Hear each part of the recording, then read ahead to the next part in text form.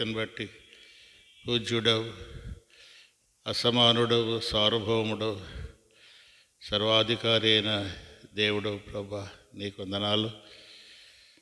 ప్రభా, మీరు ప్రేమించి మా కొరకు ఈ లోకానికి వచ్చి మీ అమూల్యమైన ప్రాణమును అర్పించారు. మీరు కార్చిన రక్తము ద్వారా మా పాపములకు పరిహారము, ప్రాయశ్చిత్తము కలిగించారు. రాజ్యములో సమృద్ధైన ప్రవేశము కల్పించారు. యాత్రలో ఇంతవరకు తోడయుండి నడిపించిన దేవుడు, ఎన్నో మేలు ఉపకారాలు చేసిన దేవుడు ప్రభువా, నీకు వందనాలు. ఈ సమయం దీవెనకరంగా ఉంచండి, ఆశీర్వాదకరంగా ఉంచమని వేడుకుంటున్నాం. మరి వసంత కాశీ కోసం కూడా ప్రార్థిస్తున్నాం. గర్భఫలం ఇచ్చారు ప్రభా, మరి గర్భంలో శిశువుని జ్ఞాపకం చేసుకో. ఆ బిడ్డను మీరు కరుణించి, మరి హార్ట్ ప్రాబ్లం ఉంది, దాన్ని తొలగించి ప్రభా బిడ్డకు మంచి ఆరోగ్యం దయచేయమని కూడా వేడుకుంటున్నాం. అలాగే ప్రభా, లోకమంతా కూడా మరి ప్రవీణ్ పాస్టర్ ఆయన కూడా చనిపోయాడు, చంపబడ్డాడని అంటున్నారు. కరుణించిన ఆయన. క్రైస్తవాలు ఈ లోకం, భయంకర లోకములో ఎన్నో శ్రమలు ఎదుర్కొంటున్నారు, హతసాక్షులు అవుతున్నారు. వారందరినీ కూడా మీరు జ్ఞాపకం చేసుకో ప్రభా, కృప చూపించండి. వారి కుటుంబం ఆదరణ కోసం కూడా ప్రార్థిస్తున్నాం. మీరే జ్ఞాపకం చేసుకునే కృప చూపి సహాయం చేయండి. అలాగే ప్రభా, ఈ సమయం దీవెనకరంగా చేయండి. వచ్చిన వారి బట్టి వందనాలు. ఇంకా వస్తున్న వారిని త్వరపెట్టి తీసుకురా ప్రభా. ఎవరు కూడా నిర్లక్ష్యంగా ఉండకుండా చేయించండి. ఈ దినం కొరకై సిద్ధపరిచిన నీ మాటలు దయచేయండి. ఈ దాసుని బలపరిచి అభిషేకించి నీ మహిమ కొరకై పాటల్లో కూడా కృప చూపించి సహాయం చేయండి. మీకే మహిమ ఆరోపిస్తూ ఈ సమయం అంతటిని నీ స్వాధీనంలో ఉంచుకొని మీకు ఆత్మ నడిపింపు ఇచ్చి మీరే మహిమ తెచ్చుకోండి. ఈ ఆవరణమంతా కూడా ఈ మహిమతో నింపండి. శత్రు కార్యములు లయపరచండి. చుట్టూ మీ దూతల కంచె భద్రత ఉంచండి. మీకే మహిమ ఆరోపిస్తూ యేసు నామమున ప్రార్థించి వేడుకుంటున్నాము తండ్రి, ఆమేన్.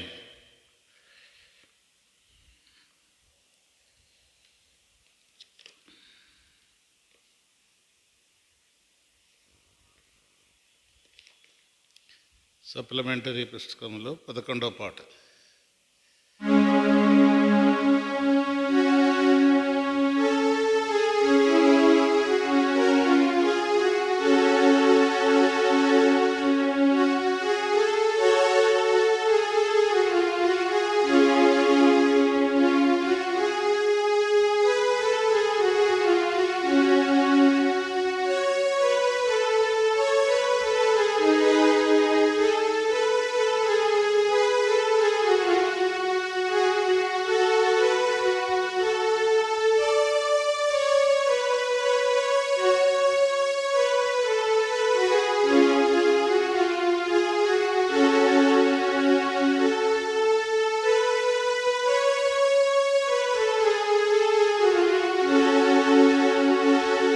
ఆకాశమా ఆలకించుమా,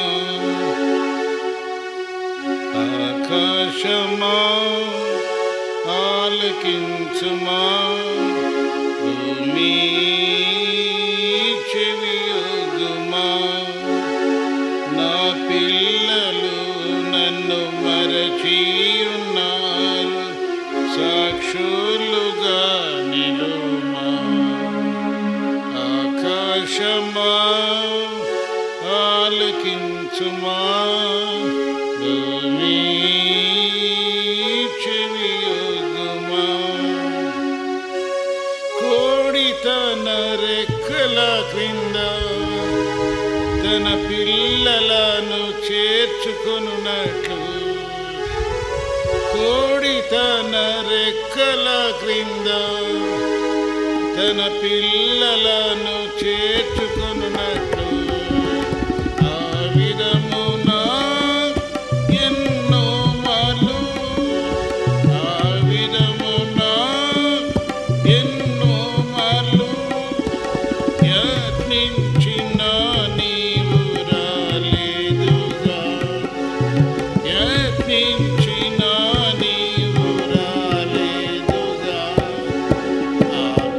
ఆకాశమా ఆలకించుమా, భూమి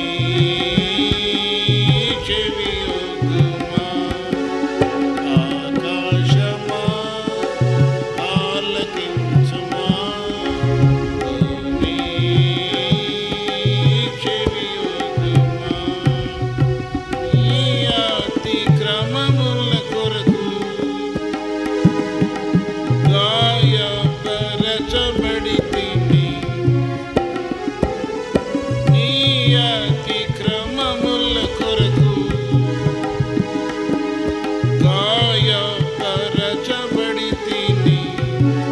నీ దోషముల పరిహరించుటకు, నీ దోషముల పరిహరించుటకు నలుగా గుట్టబడితిని గదా, నలుగా గుట్టబడితిని గదా. ఆలకించుమా, భూమి చెవియొగ్గుమా. ఆకాశమా ఆలకించుమా, భూమి చెవియొగ్గుమా. రక్తములో పొల్లుచున్నా నిన్ను చూచిన వారు లేరు. రక్తములో పొల్లుచున్నా నిన్ను చూచిన వారు లేరు. దిక్కులేని నిన్ను చూచి, దిక్కులేని నిన్ను చూచి బ్రతికించిన వాడని నే గదా, బ్రతికించిన వాడని నే గదా. ఆకాశమా ఆలకించుమా, భూమి చెవియొగ్గుమా.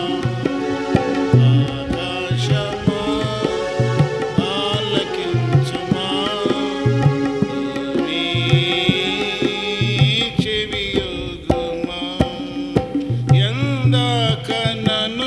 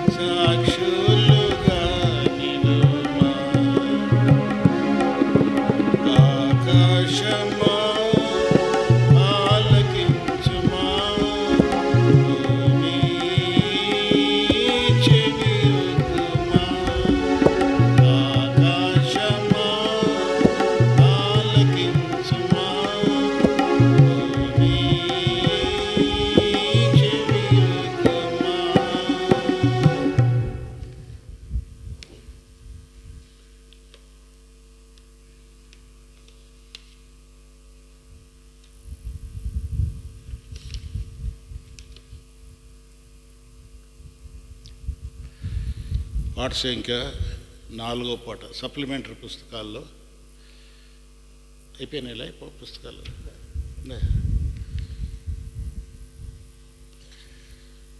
చిన్న పుస్తకాల్లో 4వ పాట.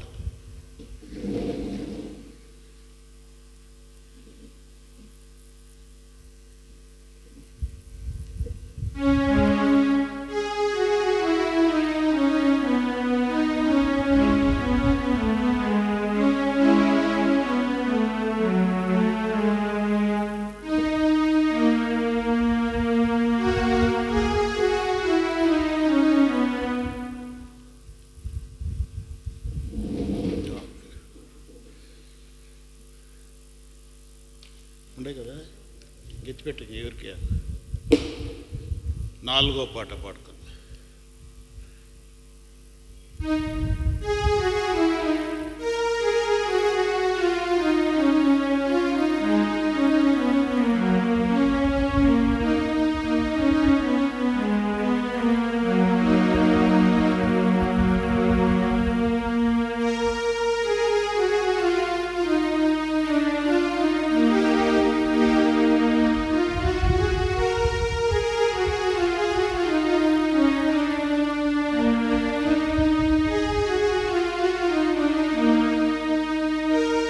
సమృద్ధితో నింపితివి దేవా మమ్ములను, సమృద్ధితో నింపితివి దేవా మమ్ములను, నీ మందిర సహవాసములోనా, నీ మందిర సహవాసములోనా.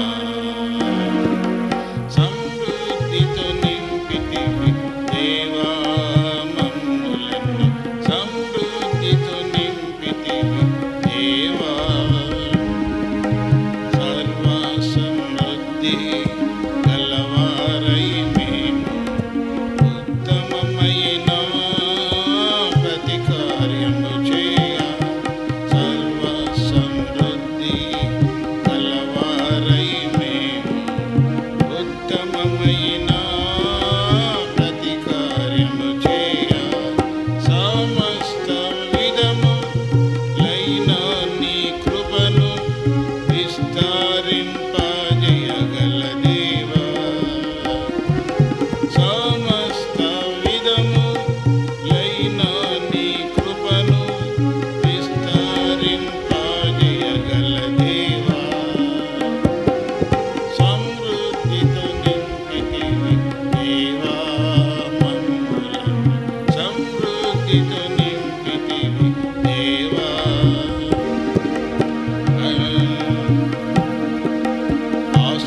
ఆశ్రయమిచ్చితివి నీ రెక్కల నీడ, సంతృప్తినిచ్చితివి నీ మందిరములో. ఆశ్రయమిచ్చితివి నీ రెక్కల నీడ, సంతృప్తినిచ్చితివి నీ మందిరములో. నీ ఆనంద ప్రవాహములో నీది మాకు త్రాగించుచున్నావు. నీ ఆనంద ప్రవాహములో నీది మాకు త్రాగించుచున్నావు. సమృద్ధితో నింపితివి దేవా మమ్ములను, సమృద్ధితో నింపితివి దేవా మమ్ములను, నీ మందిర సహవాసములోనా, నీ మందిర సహవాసములోనా. సమృద్ధితో నింపితివి దేవా మమ్ములను, సమృద్ధితో నింపితివి. ఆ కార్య సాధకమైన శక్తిని బట్టి అడుగునవి ఊహించునవి. ఆ కార్య సాధకమైన శక్తిని బట్టి అడుగునవి ఊహించునవి. అన్నిటికంటే అత్యధికముగా చేయ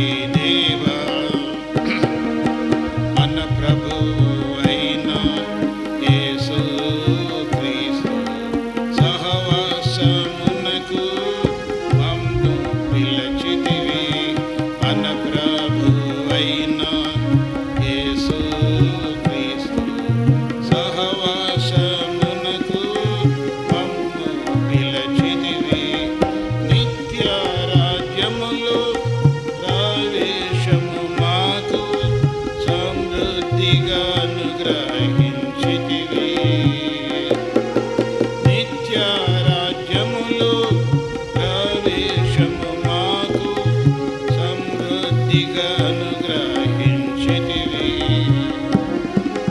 సమృద్ధితో నింపితివి దేవా మమ్ములను. సమృద్ధితో నింపితివి దేవా మమ్ములను. నీ మందిర సహవాసములోన, నీ మందిర సహవాసములోన సమృద్ధితో నింపితివి దేవా మమ్ములను. సమృద్ధితో నింపితివి దేవా.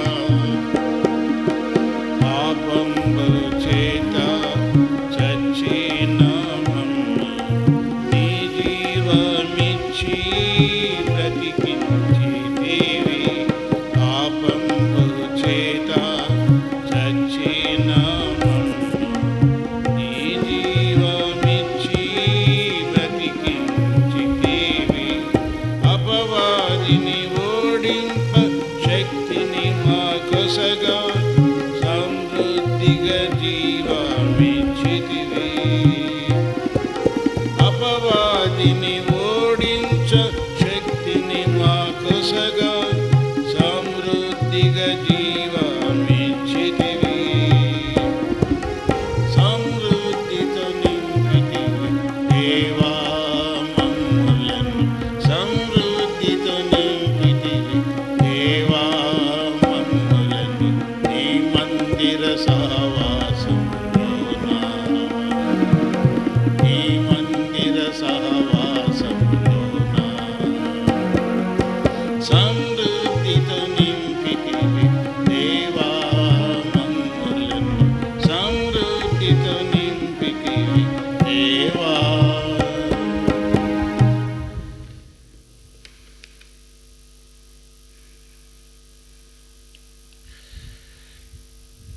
పాట సంఖ్య 22వ పాట పాడుకుంది.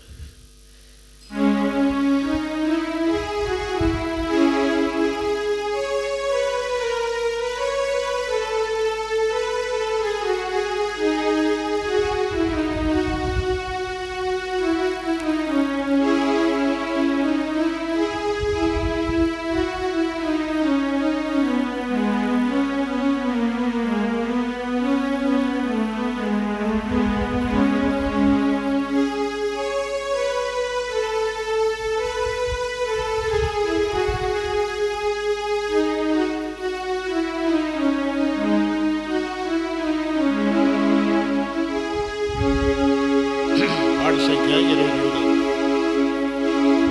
రెండన్న రండి, రెండెక్క రండి, యేసయ్య యోధకు రండి, మన యేసయ్య యోధకు రండి. రెండన్న రండి, రెండెక్క రండి, యేసయ్య యోధకు రండి, మన యేసయ్య యోధకు రండి. పాపభారమును మోయు జనులారా, పాపభారమును మోయు జనులారా, నా యొద్దకు రండి, విశ్రాంతి నిత్తును. నా యొద్దకు రండి, విశ్రాంతి నిత్తును అని యేసయ్య చెప్పెనుగా, అని యేసయ్య చెప్పెనుగా. రెండన్న రండి,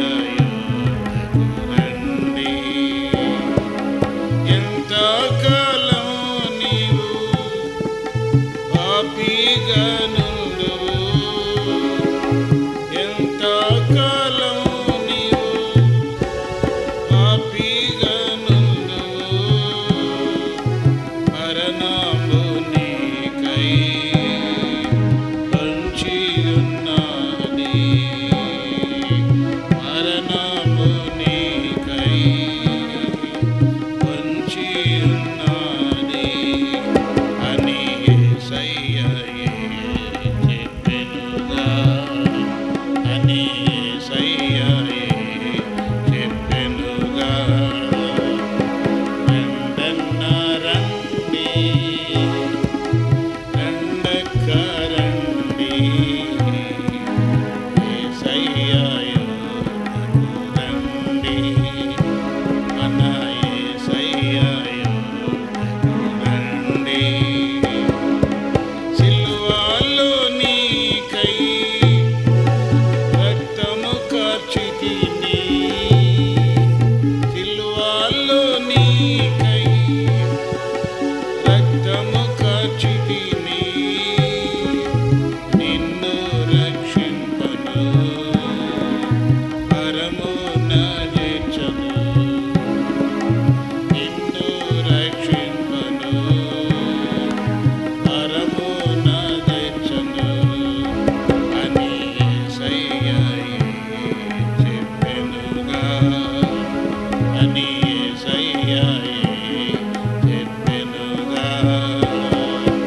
రండన్న రండి, రండక్క రండి, యేసయ్య యొద్దకు రండి, మన యేసయ్య యొద్దకు రండి. మళ్ళీ పాడుకుందాం ఈ పాట.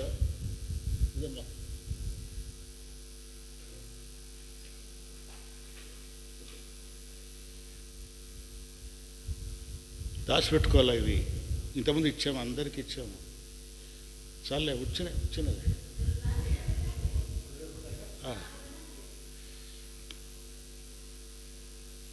మీరు జాగ్రత్త పెట్టుకోవాలా అవి పుస్తకాలు. 22వ పాట, పాట సంఖ్య 22.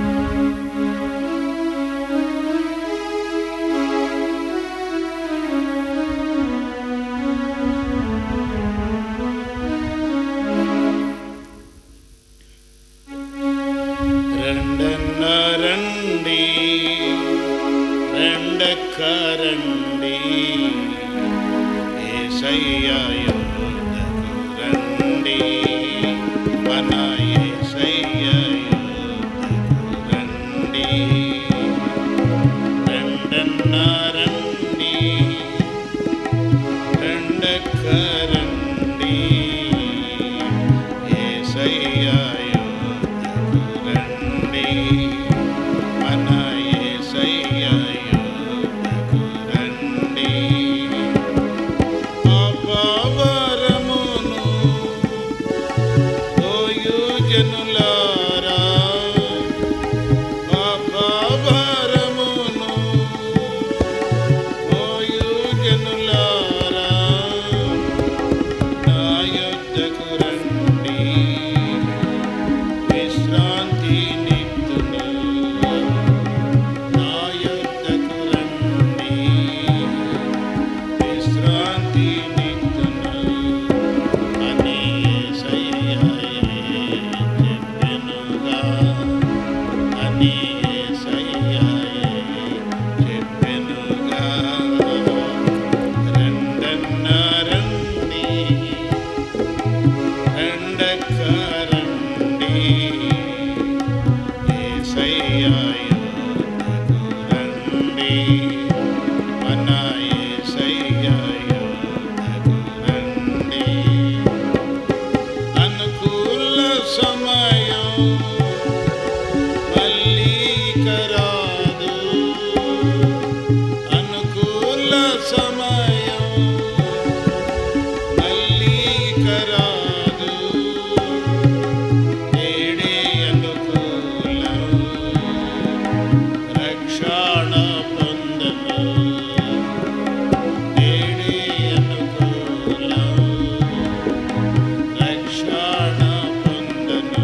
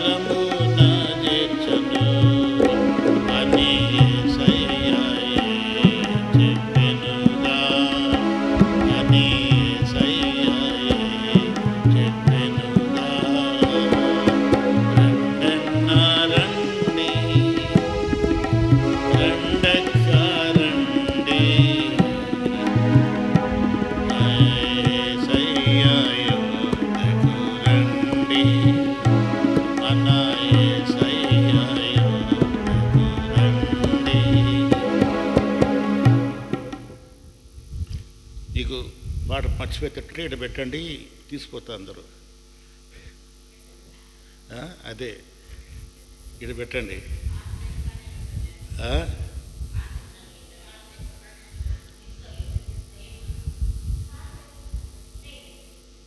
ఏడుండయి, సరే మీ ఇష్టం. బైబిల్ కోరస్ పాడదాం. ఇడుంటే భయంగా ఉంటుంది.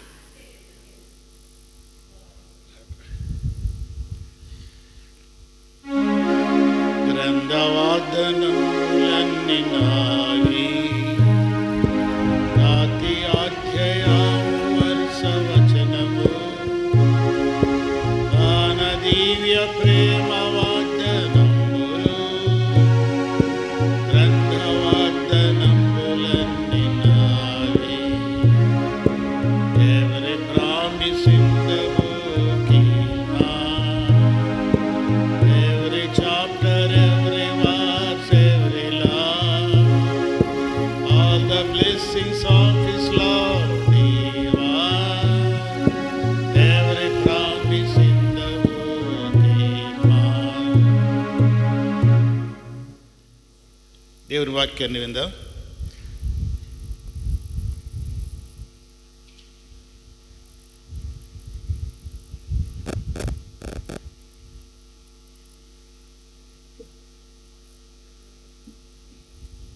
దయచేసి మోకరించండి, ప్రార్థన చేసుకొని దేవుని వాక్యం విందాం.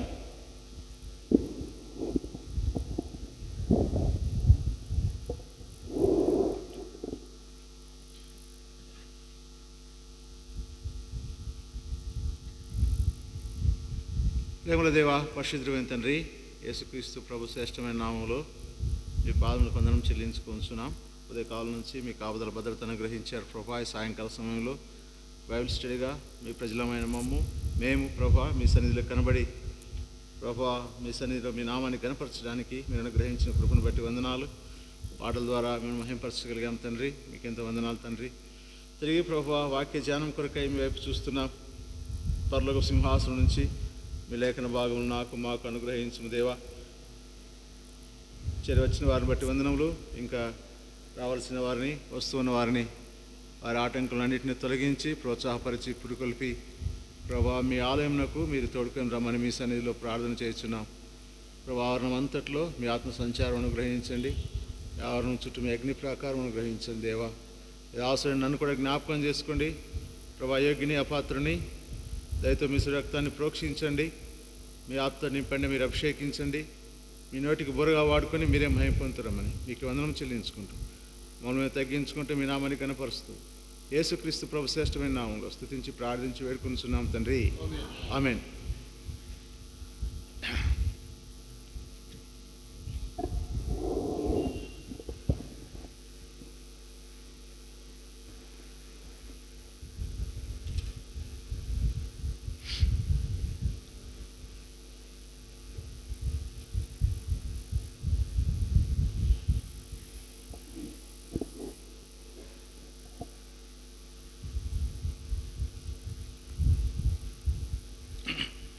నిర్గమాకాండము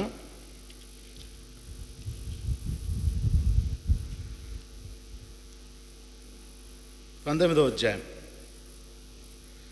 నిర్గమాకాండము 19వ అధ్యాయం, పేజీ నంబర్ 60. పాత నిబంధన గ్రంథంలో పేజీ నంబర్ 60. 19వ అధ్యాయము 1వ వచనం చదువుకుందామండి. 1వ వచనాన్ని చదువుకుందాం. ఇశ్రాయేలీయులు ఐగుప్తు దేశం నుండి బయలుదేరి 3వ నెలలో, వారు బయలుదేరిన నాడే 3వ నెల ఆరంభమందే వారు సీనాయి అరణ్యమునకు వచ్చిరి. చాలండి.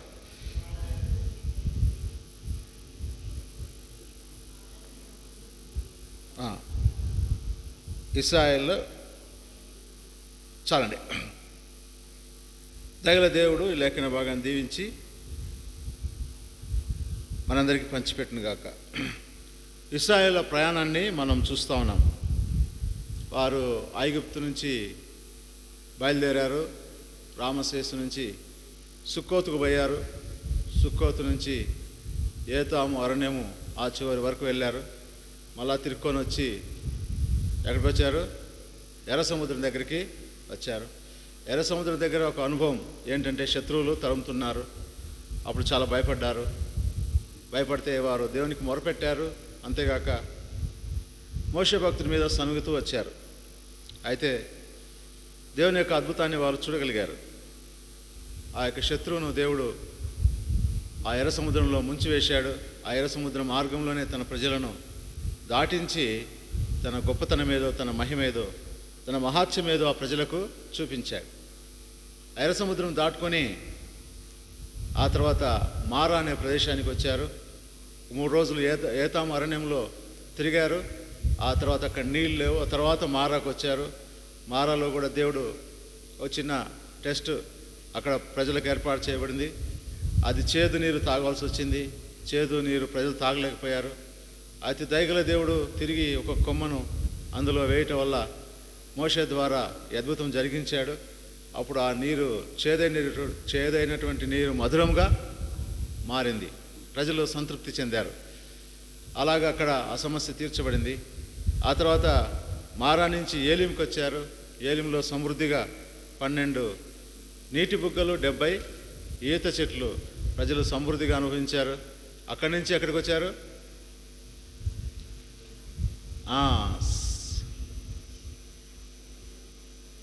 అక్కడి నుంచి రెఫీదీం. అక్కడి నుంచి ఎక్కడికి వచ్చారక? సీను అరణ్యమునకు వచ్చారు. ఎక్కడికి వచ్చారు? సీను అరణ్యానికి వచ్చారు. సీను అరణ్యంలో వారికి ఆహారం కోసం సమస్య వచ్చింది. ఆహారం కోసం సమస్య వస్తే వారికి పాత దినాలు జ్ఞాపకం వచ్చాయి. పాత దినాలు జ్ఞాపకం వచ్చి వారు ఏమన్నారంటే, మేము మాంసం వండుకొని కుండల యొద్ద కూర్చుండి తృప్తిగా ఆహారం తిన్నప్పుడు యెహోవా చేతి వలన ఎలా చావకపోతేమి అని తిరిగి సనుగుతూ వచ్చారు. తిరిగి సనుగుతూ గొణుగుతూ వచ్చారు. దేవుడు వారి సనుగులను విన్నాడు. దేవుని మహిమను వారికి చూపించాలనుకున్నాడు. దేవుడు వారి ఆశ తీర్చాడు. ఉదయకాలం మన్నా కురిసింది. సాయంకాలం పూరేళ్ళు వచ్చి ఆ గ్రామం అంతా కప్పాయి. ఆ విధంగా మంచిగా మాంసాహారం తిన్నారు. దేవదూతలు భుజించేటటువంటి మన్నా కూడా తిన్నారు.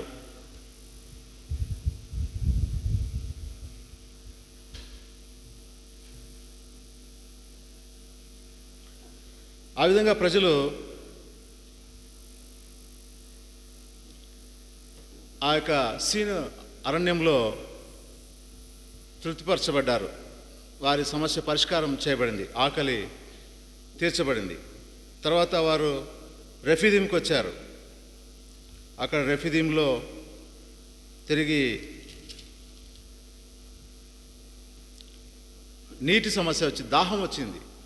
దాహం వచ్చినప్పుడు అప్పుడు కూడా సనిగితే ప్రతిదానికి సనగడమే, ప్రతిదానికి గొనగడమే. అప్పుడు కూడా వస్తే తిరిగి ప్రభు ఏం చెప్పాడు? హోరేబు ఆ బండ దగ్గర నీకు ఎదురుగా నేను నిలబడతాను. మోషే నీ యొక్క కర్రతో ఆ ఎర్ర సముద్రం దాటించిన కర్రతో ఆ బండను కొట్టు, అక్కడి నుంచి నీళ్ళు వస్తాయని చెప్పాడు. ఆ విధంగా బండను కొట్టి బండలో నుండి వారి ప్రజల యొక్క దాహాన్ని తీర్చాడు. తర్వాత యుద్ధం వచ్చింది. అమాలేకీయులు దండెత్తి వచ్చారు. ఆ యుద్ధం కూడా ప్రార్థన ద్వారా ఎలాగ జయించాలో అక్కడ ప్రభు వారికి నేర్పుతూ వచ్చాడు. యుద్ధం వచ్చినప్పుడు తిరిగి ఎలాగ జయించాలా, ప్రార్థన ద్వారా దాన్ని జయించగలం అని మోషే భక్తుడు కొండపై శిఖరం ఎక్కి అక్కడ చేతులెత్తి ప్రార్థన చేసినప్పుడు కింద సైన్యము గెలుస్తూ వచ్చింది. ఆయన చేతులు దించితే సైన్యము ఇశ్రాయేలు ఓడిపోతూ వచ్చారు. ఆ విధంగా ప్రజలు యుద్ధంలో గెలిచారు. తిరిగి అక్కడి నుంచి బయలుదేరి ఇప్పుడు ఎక్కడికి వచ్చారంటే 3వ నెలలో, వారు బయలుదేరిన 3వ నెల ఆరంభం నందే వారు సీనాయి అరణ్యానికి వచ్చారు. ఎక్కడికి వచ్చారు?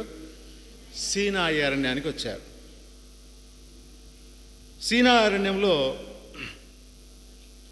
ఇక్కడ దేవుడు వారితో ఒక నిబంధన, సీనాయి అరణ్యంలోకి వచ్చారు. సీనాయి పర్వతం మీద వారికి 10 ఆజ్ఞలు ఇవ్వబడ్డాయి. కనుక సీనాయి అరణ్యంలోకి వచ్చినప్పుడు దేవుడు వారితో ఒక నిబంధన చేయాలనుకున్నాడు. దేవుడు వారితో మాట్లాడాలనుకున్నాడు. అనుకొని మోషేకు చెప్పాడు, మోషే, నేను ప్రజలతో మాట్లాడాలి, నేను నీతో మాట్లాడడం ప్రజలు వినాలి, దానివల్ల నా యందైన భయం వారికి కలుగుతుంది, నీ మీద కూడా భయం కలుగుతుంది, నీ వలన నీవు అంటే కూడా భయము కలుగుతుంది, దానివల్ల వారు లోబడేవారుగా తయారవుతారు అని అనుకున్నాడు ప్రభువు. మోషేతో చెప్పాడు, వారితో నేను నీతో మాట్లాడాలా, అప్పుడు ఈ స్వరం ప్రజలు కూడా వినాలా, కాబట్టి వారిని పరిశుద్ధపరచు అన్నాడు. ఇక్కడ మనం గమనించినట్లయితే 19వ అధ్యాయం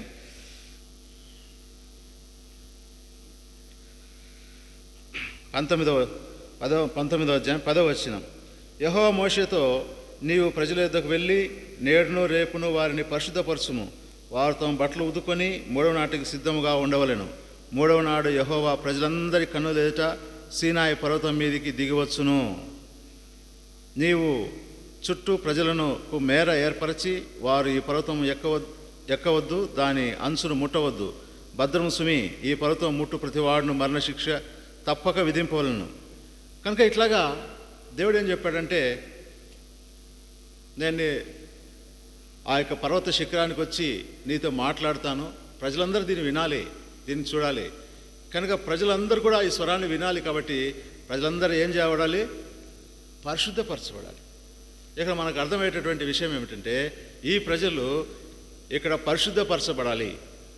దేవుని స్వరాన్ని వినడానికి, దేవుని చూడడానికి ఈ ప్రజలు ఏం చేయాలి? పరిశుద్ధపరచబడాలి. దాని కొరకై అక్కడ ఏం జరిగిందంటే, తమ బట్టలు ఉతుక్కున్నారు, బట్టలు ఉతుక్కొని శుభ్రం చేసుకున్నారు. ఇంకా 14వ వచనం. అప్పుడు మోషే పర్వతం మీద నుండి ప్రజల దగ్గర దిగివచ్చి ప్రజలను పరిశుద్ధపరచగా వారు తమ బట్టలను ఉతుక్కునిరి. అప్పుడు అతడు 3వ నాటికి సిద్ధంగా ఉండుడి, ఏ పురుషుడు స్త్రీని చేరకూడదని చెప్పాను. అలాగా మిమ్మల్ని మీరు పరిశుద్ధంగా ఉంచుకోవాలి, మీ పరిశుద్ధతను కాపాడుకోవాలి, మీ బట్టలు ఉతుక్కోవాలి, పరిశుద్ధపరచబడాలి, మీ పరిశుద్ధతను కాపాడుకోవాలి. అప్పుడు ప్రభు మీతో మాట్లాడతారు. కనుక నిజంగా ఈ దినాన నీవు నేను కూడా ఆయన స్వరం వినాలంటే మనం కూడా పరిశుద్ధపరచబడాలి. పరిశుద్ధపరచబడకుండా మనం ఆయన స్వరాన్ని వినలేం. పరిశుద్ధత అనేది ఈ దినాన మనకు కూడా చాలా ప్రాముఖ్యమైంది. దురదృష్టం ఏమిటంటే, ఈ పరిశుద్ధత గురించి మనం చాలా నిర్లక్ష్యత వహిస్తున్నాం. చాలా దేవుడు అతి పరిశుద్ధుడు. ఆయనలో ఉన్నటువంటి అతి ప్రాముఖ్యమైనటువంటి గుణం ఏమిటంటే, ఆయన అతి పరిశుద్ధుడు. ఆయన కోరుకునేది కూడా పరిశుద్ధతే. నీలో నుంచి నాలో నుంచి ఆయన కోరేది పరిశుద్ధతే.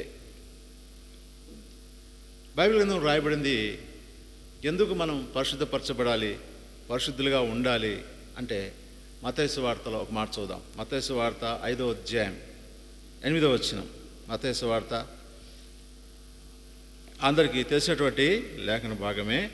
మత్తయి సువార్త 5వ అధ్యాయం 8వ వచనం. హృదయశుద్ధి గలవారు ధన్యులు, వారు దేవుని చూచెదరు. ఆనాడు వారు బట్టలు ఉతుక్కున్నారు, పరిశుద్ధత కాపాడుకున్నారు. దేవుని చూడడానికి ఆ పర్వతం దగ్గరికి చుట్టూ వచ్చినప్పుడు మీరు పరిశుద్ధంగా ఉండాలి అని మోషే భక్తుడు ఖచ్చితంగా వారిని హెచ్చరించాడు. కారణం ఏంటంటే దేవుని చూడాలంటే పరిశుద్ధత అనేది అవసరం.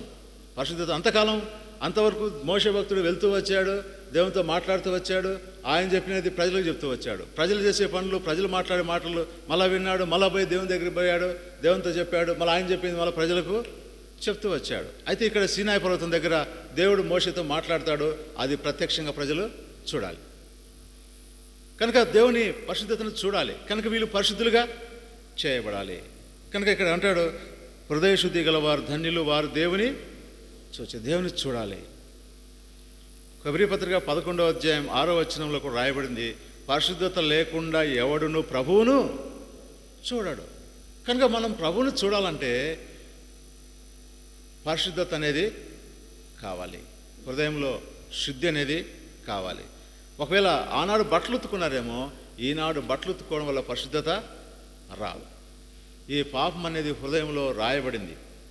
యూదా పాపము ఇనుప గంటముతో రాయబడింది, అది హృదయం అనే పలక మీద చెక్కబడింది. కనుక ఈ హృదయంలో లోపల నుండి అనగా మానవుని హృదయంలో నుండి వచ్చేటివి మానవుని అపవిత్రపరుస్తాయి. మార్క్స్ వార్త 7వ అధ్యాయం 21వ వచనంలో ఆ లిస్టు కూడా ఉంది. అవన్నీ కూడా హృదయం లోపల నుండే వస్తాయి. ఇదంతా అపవిత్రత అంతా ఉంది. కనుక ఈ అపవిత్రత అంతా పోవాలంటే మనం పరిశుద్ధపరచబడాలి. ఈ యొక్క అపవిత్రతను మనం పోగొట్టుకొని మనం పరిశుద్ధత కాపాడుకున్న హృదయం శుద్ధి చేయబడాలి. మనం హృదయం శుద్ధి చేయబడి పరిశుద్ధంగా చేయబడినప్పుడే మనం దేవుని చూడగలుగుతాం. అది మొట్టమొదటిగా. ఎందుకు మనం పరిశుద్ధులుగా చేయబడాలి అంటే దేవుని చూడడానికి. రెండవదిగా మనం ఎందుకు పరిశుద్ధులుగా చేయబడాలి అంటే లేవికాండం 11వ అధ్యాయం 45వ వచనం చదువుదామండి. లేవికాండం 11వ అధ్యాయం 45వ వచనం.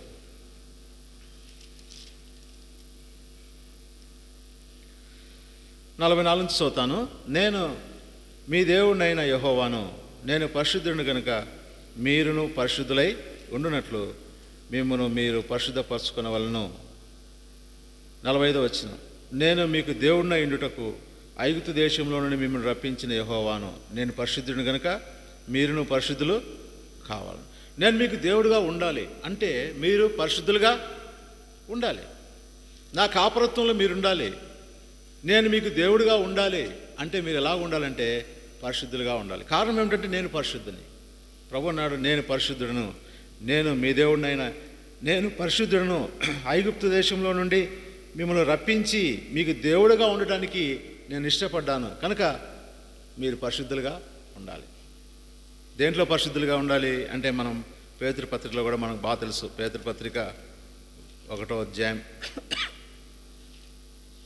మొదటి పేతురు పత్రిక 1వ అధ్యాయం 14-16 వచనాలు కలిసి ఉన్నాయండి, చదువుదాము. నేను పరిశుద్ధునై ఉన్నాను కనుక మీరును పరిశుద్ధులై ఉండుడని వ్రాయబడి ఉన్నది. కాగా మీరు విధేయులకు పిల్లలై మీ పూర్వపు అజ్ఞాన దశలో మీకుండిన ఆశలను అనుసరించి ప్రవర్తింపక మిమ్మల్ని పిలిచిన వాడు పరిశుద్ధుడై ఉన్న ప్రకారము మీరును సమస్త ప్రవర్తన యందు పరిశుద్ధులై సమస్త ప్రవర్తనలో పరిశుద్ధులుగా ఉండాలి. ఒక దాంట్లో పరిశుద్ధత ఉండి ఒక దాంట్లో పరిశుద్ధత లేకపోతే అది సంపూర్ణమైన పరిశుద్ధత కాదు. సమస్త ప్రవర్తనలో మన ప్రభువు సమస్త విషయాల్లో శోధించబడినప్పటికీ ఆయన పాపం లేనివాడుగా ఉన్నాడు. హెబ్రీ పత్రిక 4వ అధ్యాయం 14-16 వచనాలు ఆ మాట రాయబడింది. కనుక నేను పరిశుద్ధునై ఉన్నాను. ఆయన సమస్త విషయాల్లో పరిశుద్ధుడిగా ఉన్నాడు. ఎన్నో విషయాల్లో శోధించబడ్డాడు. అన్ని విషయాల్లో శోధించబడినప్పటికీ ఆయన పాపం లేనివాడుగా ఉన్నాడు. నిజంగా మనం కూడా పాపం లేనివారుగా ఉండాలా. అదే పరిశుద్ధత. సమస్త ప్రవర్తనలో సమస్త విషయాల్లో మనం పరిశుద్ధులుగా ఉండాలి. కొన్ని విషయాల్లో పరిశుద్ధులుగా అనుకుంటాం. ఉదాహరణకు నాకు సిగరెట్ తాగాను, లేదు నేను సారాయి తాగాను కాబట్టి నేను పరిశుద్ధును అనుకోవడానికి లేదు. అంతేనా? లోపల ఎన్ని ఉన్నాయో అపవిత్రపరిచేటి. ఒకవేళ బయటికి కనబడేటటువంటి పాపాలు లేకపోవచ్చు, అందరూ చూసేటటువంటి పాపాలు లేకపోవచ్చు. అంతరంగం ఎలా ఉంది? అంతరంగం అనేది నిజంగా అపవిత్రతతో నిండిపోయింటే అది నిజంగా పరిశుద్ధత కాదు. ఇంకా పరిశుద్ధులుగా మనం చేయబడినట్లుగా కాదు. మనం యేసుప్రభు రక్తంలో కడుక్కోవాలి, ఆయన రక్తాన్ని మనం ఆశ్రయించాలి. కనుక మొట్టమొదటిగా ఏంటంటే, ఎందుకు పరిశుద్ధత అంటే దేవుణ్ణి చూడడానికి పరిశుద్ధత అవసరం. రెండవదిగా ఆయన మనకు దేవుడుగా కలిగి ఉండడానికి, లేక ఆయనతో మనం సహవాసం చేయడానికి, ఆయన మనతో సహవాసం చేయడానికి మనకు పరిశుద్ధత అవసరం. కారణం ఏమిటంటే ఆయన పరిశుద్ధుడు కనుక. తర్వాత మూడవదిగా మనం గమనించినట్లయితే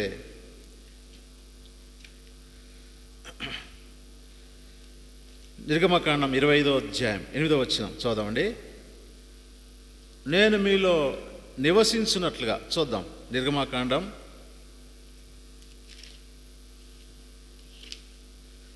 25వ అధ్యాయం 8వ వచనం. నేను వారిలో నివసించినట్లు వారు నాకు పరిశుద్ధ స్థలమును నిర్మింపవలను. నేను వారిలో నివసించినట్లు, దేవుడు మనలో నివసించడానికి ఇష్టపడతాడు. ఆయన ఎక్కడో ప్రపంచమంతా ఉంటాడు, ఆయన సర్వాంతర్యామి. అయితే ఆయన ఎక్కడ ఉండడానికి ఇష్టపడతాడంటే మానవుని హృదయంలో, మానవునిలో నివసించడానికి ఆయన ఇష్టపడతాడు. నేను మీలో నివసించినట్లు నాకు ఒక పరిశుద్ధ స్థలాన్ని మీరు ఆనాడు ప్రత్యక్ష గుడారం ఏర్పాటు చేయబడింది. ఈనాడైతే ఆయన నన్ను కోరుకున్నాడు. కొరింథీ పత్రిక, మొదటి కొరింథీ పత్రిక చూద్దాం. మొదటి కొరింథీ పత్రిక 3వ అధ్యాయం 16వ వచనం. మొదటి కొరింథీ పత్రిక 3వ అధ్యాయం 16వ వచనం. మీరు దేవుని ఆలయమై ఉన్నారనియు దేవుని ఆత్మ మీలో నివసించుచున్నాడని మీరు ఎరుగరా? ఎవడైనా దేవుని ఆలయమును పాడు చేసినట్లా దేవుడు వానిని పాడు చేయను. దేవుని ఆలయము పరిశుద్ధమైనది, మీరు ఆ ఆలయమై. దేవుని ఆలయము పరిశుద్ధమైంది. ఎవరు ఆయన ఆలయం? ఎవరు ఆయన ఆలయం అంటే మీరే. నీవు ఒక ఆలయము, నేను ఒక ఆలయం. నేను దేవాలయం, నీవు కూడా దేవాలయమే. ఏంటి దేవాలయం అంటే ఆ పరిశుద్ధుడైన దేవుడు నీలో నివసిస్తున్నాడు కనుక నీవు ఒక దేవాలయం. ఆయనకు దేవాలయంగా చేయబడ్డాం. ఎలా చేయబడ్డాం అంటే అదే కొరింథీ పత్రిక 6వ అధ్యాయం 19వ వచనం. అదే కొరింథీ పత్రిక 1వ కొరింథీ పత్రిక 6వ అధ్యాయం 19వ వచనంలో, మీ దేహము దేవుని వలన మీకు అనుగ్రహించబడి మీలో ఉన్న పరిశుద్ధాత్మకు ఆలయమైనదని మీరు ఎరుగరా? మీరు మీ సొత్తు కాదు, మీరు విలువ పెట్టి కొనబడిన వారు కనుక మీ దేహంతో మహిమపరచు. ఎట్లాగా ఆయన ఆలయమైందంటే ఆయన కొన్నాడు, తను విలువ పెట్టి కొన్నాడు, తన రక్తం ఇచ్చి కొన్నాడు, తన ఆలయంగా చేసుకున్నాడు. మీ సొత్తు కాదు, మీ సొత్తు కాదు, మీరు కొనబడినవారు, పరిశుద్ధ రక్తము చేత కొనబడినవారు, ఆయన ప్రాణమిచ్చి క్రయమిచ్చి కొన్నటువంటి వారు కనుక ఆయన మీలో నివసించడానికి అనుకూలంగా మీ దేహాన్ని ఎలా ఉంచుకోవాలి? పరిశుద్ధంగా ఉంచుకోవాలి. దేవునిలో నివసించాలంటే, దేవునికి నీవు నివాస స్థానంగా ఉండాలంటే నీవు పరిశుద్ధతను కలిగి ఉండాలి. మొట్టమొదటిదిగా చెప్తారా, దేవుని చూడాలంటే పరిశుద్ధులుగా ఉండాలి. రెండవదిగా ఆయన మనకు దేవుడుగా ఉండాలంటే, లేదా మనం ఆయనతో సహవాసం కలిగి ఉండాలంటే మనం పరిశుద్ధంగా ఉండాలి. మూడవదిగా ఆయన మనలో నివసించాలంటే మనం పరిశుద్ధులుగా ఉండాలి. నాలుగవదిగా యెహోషువ గ్రంథం 3వ అధ్యాయం, యెహోషువ గ్రంథం 3వ అధ్యాయం 5వ వచనం చూద్దామండి. యెహోషువ గ్రంథం 3వ అధ్యాయం 5వ వచనం. పాత నిబంధన గ్రంథంలో 178వ పేజీ. మరియు యెహోషువ, రేపు యెహోవా మీ మధ్య అద్భుత కార్యములను చేయను గనుక మిమ్మల్ని మీరు పరిశుద్ధపరచుకోండి అని ఆజ్ఞ ఇచ్చిన, జనులకు ఆజ్ఞ ఇచ్చిన. రేపు యెహోవా మీ మధ్య అద్భుతాలు చేయబోతున్నాడు. మీరు దేవుని యొక్క అద్భుతాలు చూడబోతున్నారు. మీరు దేవుని అద్భుతాలు చూడాలంటే ఈరోజు మీరేం చేయాలి? పరిశుద్ధపరచుకోవాలి. మిమ్మల్ని మీరు పరిశుద్ధపరచుకోవాలి, మీ పరిశుద్ధతను కాపాడుకోవాలి. అంటే దీని అర్థం ఏమిటంటే, మీరు పరిశుద్ధులుగా చేయబడకుండా, పరిశుద్ధత కలగకుండా దేవుని అద్భుతాలు మీ పక్షంలో జరగవు. మనము ఈ విషయంలో కొంచెం నిర్లక్ష్యంగా ఉంటాం. మాకు అద్భుతాలు అయితే కావాలి, దేవుడు అద్భుతకరుడు, ఆశ్చర్యకరుడు, ఆయన అది చేసినాడు ఇది చేసినాడు అన్నీ అంటాం. కానీ ఆ అద్భుతాలను మనం చూడాలంటే, మనం అనుభవించాలంటే, మనం కూడా పరిశుద్ధంగా ఉండాలంటే ఈ విషయంలో మనం వెనకడుగు వేస్తాం. కానీ అది కాదు. మనం ఎప్పుడైతే పరిశుద్ధం కాపాడుకుంటామో, పరిశుద్ధులుగా చేయబడతామో, పరిశుద్ధతను కాపాడుకుంటామో, అప్పుడు మాత్రమే ఆయనకు అద్భుతాలు మనం చూడగలుగుతాం.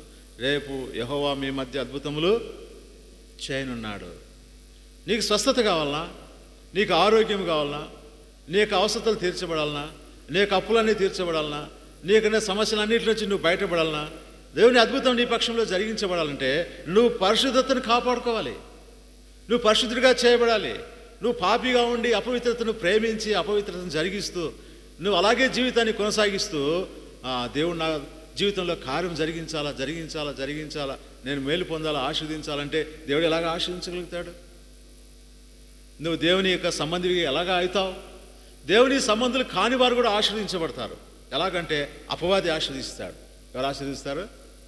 అపవాది సంబంధమైనటువంటి ఆశీర్వాదాలు కూడా కొన్ని ఉన్నాయి. అది ఇప్పుడు మన సబ్జెక్ట్ కాదు కనుక దాని విషయం మనకు అవసరం లేదు. కనుక దేవుడు మనల్ని ఆశీర్వదించాలంటే, మనం ఆశీర్వదించబడాలంటే మనము పాపము నుంచి విడిపించబడాలి, పరిశుద్ధులుగా మనము కొనసాగాలి. అప్పుడు మనం దేవుని యొక్క అద్భుత కార్యములు చూడగలుగుతాం. ఇంకొక మాట చూద్దాం. కొలసీ పత్రిక 1వ అధ్యాయం 12వ వచనం. కొలసీ పత్రిక 1వ అధ్యాయం 12వ వచనం చూద్దామండి. కొలసీ పత్రిక 1వ అధ్యాయం 12వ వచనం.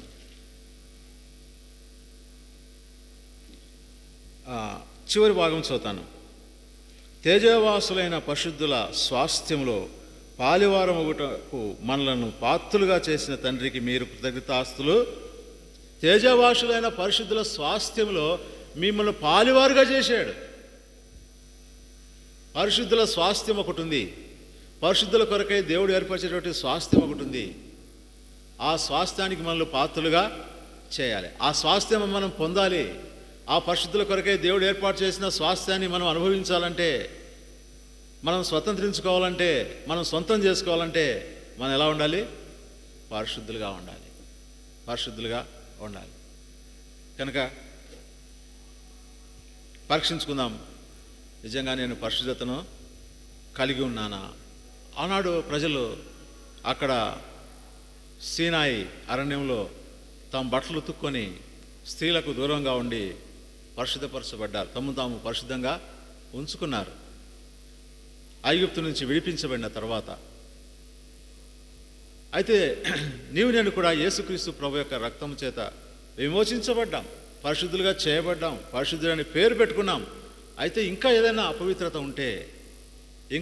అపవిత్రత ఉంటే కూడా మనం పరిశుద్ధులుగా చేయబడాలి. చేయబడకపోతే ఇవన్నీ కూడా మనం అనుభవించలేం. కారణం ఏమిటంటే ఇది దేవుని యొక్క చిత్తం. మీరు పరిశుద్ధులగుటయే అనగా మీరు జారత్వమును దూరంగా ఉండుటే దేవుని చిత్తము. మొదటి దశలోనిక పత్రిక 4వ అధ్యాయం 3వ వచనంలో ఆ మాట రాయబడి. కనుక మీరు పరిశుద్ధులుగా ఉండటం దేవుని చిత్తం. అంతేకాదు, మీరు దేవుని ఎరుగని అన్యజనుల వలె కామాభిలాష ఎందుకు కాక పరిశుద్ధత ఎందు ఘనత ఎందు తన ఘటమును ఎట్లు కాపాడుకున్న వలన అది ఎరిగి ఉండుటే దేవుని చిత్తం. ఎలాగా పరిశుద్ధతను కాపాడుకోవాలి? పరిశుద్ధులుగా చేయబడ్డాం, మంచిదే. ఆ పరిశుద్ధతను ఎలాగా కాపాడుకోవాలి అది కూడా తెలుసుకోవాలి. నేను పరిశుద్ధుని చేయబడినాను, యేసు రక్తం చేత కడగబడినాను అంతే అని మన ఇష్టానుసారంగా తిరిగితే మనం పరిశుద్ధులుగా ఉండలేం, కాపాడుకోలేం. ఎలాగా పరిశుద్ధతను కాపాడుకోవాలి అన్నది కూడా మనం ఎరిగి ఉండాలి. అది దేవుని చిత్తం. కనుక దేవుని చిత్తాన్ని నెరవేర్చే వరంగా మనం ఉండాలి. ఎలాగ మనం పరిశుద్ధులుగా చేయబడతామంటే ఒకటే మార్గం ఏంటంటే యేసుక్రీస్తు ప్రభు యొక్క రక్తం ద్వారా. హెబ్రీ పత్రిక 13వ అధ్యాయం 12వ వచనం రాయబడింది. కాబట్టి యేసు కూడా తన స్వరక్తము చేత ప్రజలను పరిశుద్ధపరచుటకు గౌని వెదులుపట శ్రమ. తన స్వరక్తము చేత ప్రజలను పరిశుద్ధపరిచాడు. మత్తయి సువార్త 26వ అధ్యాయం 28వ వచనంలో ఏముందంటే, ఇది నా రక్తము అనేకుల పాప క్షమాపణ నిమిత్తం చిందించబడిన నిబంధన రక్తం. అనగా పాపములు క్షమించాడు దేవుడు. మనం పాపం చేసిన వారమే, నీవు నేను అందరం పాపం చేసిన వారమే, ఏ భేదం లేదు, అందరూ పాపం చేసిన వారమే. అయితే దయగల దేవుడు నా పాపములు క్షమించాడు. ఎలా క్షమించాడంటే ఆయన పాపములు క్షమించడానికి అధికారాన్ని పొందాడు. దాని కొరకైన క్రయము చెల్లించి అధికారాన్ని పొంది నా పాపములు ఉచితంగా క్షమించి వేశాడు. అంతేకాదు, యేసు ప్రభు యొక్క రక్తము ప్రతి పాపముని మనల్ని కడిగి పవిత్రులుగా చేయను. 1 యోహాను 1:7 ప్రకారం. కనుక ఆయన మనల్ని కడిగాడు, పాపములు క్షమించాడు, పాపములు కడిగి పరిశుద్ధులుగా చేశాడు. అంతేకాదు, ప్రకటన గ్రంథం 1వ అధ్యాయం 6వ వచనం ప్రకారం మనల్ని ప్రేమించు మన పాపం నుంచి మనల్ని విడిపించిన వానికి అని అక్కడ రాయబడింది. మన పాపం నుంచి విడిపించాడు ఆయన కార్చిన రక్తం ద్వారా. ఆయన ప్రేమించు ఆయన కార్చిన రక్తం ద్వారా మన పాపములను మనల్ని విడిపించాడు, పాపములు క్షమించాడు, పాపములు కడిగి పరిశుద్ధపరిచాడు, ఇంకా పాపం నుంచి మనల్ని విడిపించాడు. పాపానికి దాసులుగా ఉన్నాం, అయితే పాపం నుంచి మనల్ని విడిపించాడు, స్వతంత్రులుగా చేశాడు. ఇక పరిశుద్ధతను కాపాడుకోవాల్సిన బాధ్యత ఎవరిది? మందే. ఇంతగా క్రైము చెల్లించి ప్రభువు మనల్ని పరిశుద్ధులుగా చేశాడు. అయితే మనం తిరిగి మళ్ళా వాటిని ఈ ప్రజలు అదే కదా అక్కడ వస్తున్నారు, మాటికి ఐగుప్తుని జ్ఞాపకం చేసుకుంటున్నారు. మేము కుండల వద్ద కూర్చొని ఆహారం తింటూ ఉంటేమే, మేము అక్కడ అట్లా చేస్తూ ఉంటేమే, ఇట్లా కీరకాయలు తింటా ఉంటేమే, దోసకాయలు తింటా ఉంటేమే, ఉల్లిపాయలు తింటా ఉంటేమే, ఏమేమో అది జ్ఞాపకం వస్తుంది. కానీ అరే దేవుడు మాయలో అంత అద్భుతాలు చేశాడు. ఎర్ర సముద్రాన్ని పాయలుగా చేసి మమ్మల్ని నడిపించాడే, చేదు నీటిని మారగా మార్చాడే, బండ నుండి జలాన్ని రప్పించాడు, ఆకాశం నుంచి మన్నా కురిపించాడు మా కోసం, పూరేలు తీసుకొచ్చి మాంసాహారంతో మమ్మల్ని తృప్తిపరిచాడు. అరే ఎన్ని అద్భుతాలు చేశాడు దేవుడు. కళ్ళారా చూస్తున్నా కూడా వాళ్ళకి ఏం గుర్తొస్తుంది? ఐగుప్తే గుర్తొస్తుంది. సారిసారికి సనుగుతున్నారు, సారిసారికి గొనుగుతున్నారు, దేవుని శోధిస్తున్నారు. అవిశ్వాసం నిజంగా మనం గమనించినట్లయితే అటువంటి ఉండకూడదు. దాని ద్వారా ఇక్కడ దేవుని కోపం వచ్చింది మొట్టమొదటిసారిగా. మనం తర్వాత చూద్దాం. ఈ పరిశుద్ధత అయిన తర్వాత రెండవదిగా ఈ ప్రజలు మొట్టమొదటిసారిగా దేవుడు వారి మీద కోపడ్డాడు. ఇంతవరకు సనుగుతూ వచ్చారు, కానీ దేవుడు ఓర్చుకుంటూ వచ్చాడు, తన మహిమను చూపుతూ వచ్చాడు. ఇక్కడ మాత్రం దేవుడు కోపం వారి మీద రగులుకుంది. తర్వాత చూద్దాం. ఈ పరిశుద్ధత మనం కాపాడుకోవాలి. పరిశుద్ధతను మనము ఎట్లా కాపాడుకుంటాం? పరిశుద్ధతను మనం ఎట్లాగా కాపాడుకుంటాం చూద్దాం. నిర్గమాకాండం మనం చదువుకున్నటువంటి భాగంలోనే ఒక చిన్న మాట ఉంది.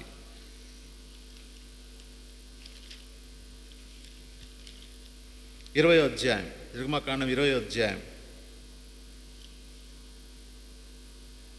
20వ వచనం చూద్దాం. నిర్గమాకాండం 20వ అధ్యాయం 20వ వచనం. అందుకు మోషే, భయపడకుడి, మిమ్మల్ని పరీక్షించుటకును మీరు పాపము చేయకుండానట్లు ఆయన భయము మీకు కలుగుటకు దేవుడు ఏం చేసినని ప్రజలతో చెప్పాను. మీరు పాపము చేయకుండాటకు ఆయన భయము మీకు కలగాలి. మీరు భయము లేకుండా వారైతే మీరు పాపం తిరిగి చేస్తారు. ఆయన ఎవరో, ఆయన ఎంత పరిశుద్ధుడో, ఆయన గొప్పతనం ఏమిటో, ఆయన మహాత్మ్యం ఏమిటో మీరు తెలుసుకుంటే ఆయనకు మీరు భయపడిన వారైతే మీరు పాపము చేయరు. చూడండి 18వ వచనం. ప్రజలందరూ ఆ ఉరుములు, ఆ మెరుపులు, ఆ బూరధ్వనియు, ఆ పర్వత ధూమమును చూచి భయపడి తొలగి దూరంగా నిలిచి మోషేతో ఇట్లనిది, నీవు మాతో మాట్లాడము, మేము విందుము, దేవుడు మాతో మాట్లాడేలా మేము చనిపోదుము. దేవుని స్వరం వింటున్నారు. ఆ బూరధ్వని, ఆ యొక్క గొప్ప మెరుపులు, ఆ ఉరుములు, దాంట్లో దేవుడు దిగి వచ్చాడు ఆ పర్వతం మీదకి. చూసినప్పుడు ప్రజలు ఏం చేశారు? భయపడిపోయారు. అబ్బా, ఎంత గొప్ప దేవుడు, ఎంత భయంకరమైనటువంటి దేవుడు, అమ్మో. కనుక అలాగా దేవుని భయము ఎందుకు అంటే మీరు పాపము చేయకుండా ఉండాలంటే దేవుని భయం మీకు అవసరం. దేవుని భయం లేకపోతే చెప్పండి ఏ పాపమైన సులభంగా చేస్తాం. యోసేపు జీవితం మనకు బాగా తెలుసు. అయ్యో, నేను ఎట్లు ఇంత ఘోరమైన దుష్కారం చేసి దేవునికి విరోధముగా పాపాన్ని కూడగట్టుకుంటాను. అయ్యో, దేవుడు ఉన్నాడు, ఎవరు లేరు ఇంట్లో, అయినప్పటికీ ఎవరు చూస్తున్నారు? దేవుని భయం ఉంది. ఒకవేళ దేవుని భయం లేకపోతే ఏదోలే కాలం గడిచిపోని. చూడండి, చాలామంది ప్రజలు దేవుడు ఉన్నాడన్న భయం లేక తమ ఇష్టానుసారంగా పాపం చేస్తారు, ఇష్టం వచ్చినట్లుగా పాపం చేస్తారు. ఈనాడు క్రైస్తవులు అనబడేవారు కూడా, దేవుని పేరు పెట్టుకున్న వారు కూడా, యేసు ప్రభు రక్తం చేత విమోచించబడిన వారు కూడా దేవుని భయం లేని కారణంగా పాపానికి సులభంగా లొంగిపోతున్నారు. సులభంగా అబద్ధం అయితేనేమి, మోసం అయితేనేమి, ఈ విధంగా మాట్లాడకూడని మాటలు మాట్లాడడం అయితేనేమి, దూషించడం అయితేనేమి, అసూయ కలిగి ఉండడం అయితేనేమి, ఇవన్నీ కూడా పాపమని దేవుని వాక్యం హెచ్చరిస్తున్నప్పటికీ, దినదినము దేవుడు మనతో మాట్లాడుతున్నప్పటికీ, వారము ప్రతి కుడికిలో దేవుడు మనతో మాట్లాడుతున్నప్పటికీ తిరిగి పాపాన్ని అవలీలగా చేసేవారు ఉన్నారు. కారణం ఏంటంటే భయం లేకపోవడమే. అయ్యో, ఈ చిన్న అబద్ధం ఆడాను, దీనివల్ల నేను పాపం చేసిన వాడిని అవుతాను, దేవుని సన్నిధిని కోల్పోతానేమో, ఒకవేళ నేను చనిపోతే నిత్య నరకానికి పోతానేమో, అయ్యో ఎలాగా, అయ్యో అన్నటువంటి భయం లేక ఒక్కోసారి క్రైస్తవులమైన అనే దేవుని ప్రజలైనటువంటి మనకు లోకస్తులకు ఉన్నటువంటి తేడా ఏంటంటే, ఒకవేళ మనం పాపం చేసినప్పుడు మనలో ఉన్నటువంటి పరిశుద్ధాత్మ దేవుడు ఆ పాపాన్ని గురించి ఒప్పిస్తాడు. పాపం చేయమని కాదు, పాపం చేయమా, దేవుని నమ్ముకున్నాము, పాపం చేయడు చేయజాడని లేఖనం చెబుతుంది. దేవుని బీజం వానిలో ఉన్నది కనుక వాడు పాపము చేయడు, పాపము చేయజాలడు. అయితే కొన్నిసార్లు శరీరము ప్రేరేపించి కొన్నిసార్లు అపరాధం చేసిన వారంగా ఎంచబడతాం. అయితే లోకస్తులకు వారిలో దేవుని ఆత్మ లేడు కనుక వారు పాపం చేశామన్నటువంటి పశ్చాత్తాపము లేదా చింత, భయం వారిలో ఉండదు.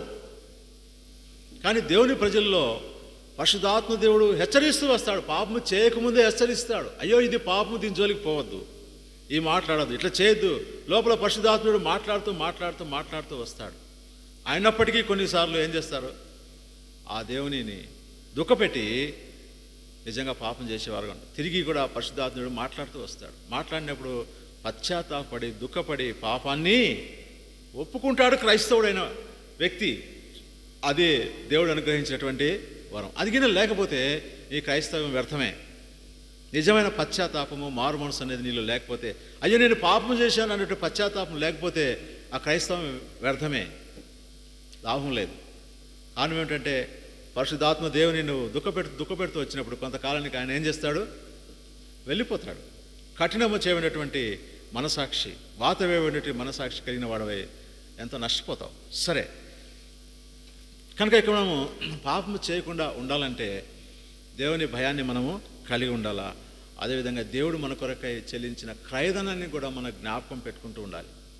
దేవుడు మన కొరకై చెల్లించిన క్రయధనం, అయ్యో నేను ఈ విధంగా పరిశుద్ధత పొందడానికి నా దేవుడు ఎంత గాయపరచబడ్డాడు, ఎన్ని కొడా దెబ్బలు తిన్నాడు, తల్లో ఎంత ముళ్ళ కిరీటం కొట్టబడింది, ఆయన చేతుల్లో గాయములు, పాదములో గాయములు, శరీరం అంతా కొడా దెబ్బలు, ప్రక్కలో బల్లెపోటు, ఎన్ని అవమానపరచబడ్డాడు, ఎన్ని గాయములు పరచబడ్డాడు. ఆ ఎర్రని ఎండకు గొల్గతా కొండ మీద దాన్ని మోయలేని శిలువను మోసుకుంటూ వెళ్ళి, ఎందుకు ఇదంతా అంటే నిన్ను నన్ను పరిశుద్ధపరచబడ్డానికి, నిన్ను నన్ను పరిశుద్ధపరచ కేవలం నీ కొరకే, కేవలం నా కొరకే, కేవలం నీ కొరకే, కేవలం నా కొరకే ఆయన ఇన్ని శ్రమలు పడ్డాడు. ఏమోలే యేసు ప్రభు శ్రమ పడ్డాడు అన్నది కాదు. ఎందుకు అంతంటే కేవలం నీ కోసమే. నీ పేరు ఆయనకు తెలుసు. జగత్తు పునాది వేయబడక పూర్వం నిన్ను ఎరిగాడు.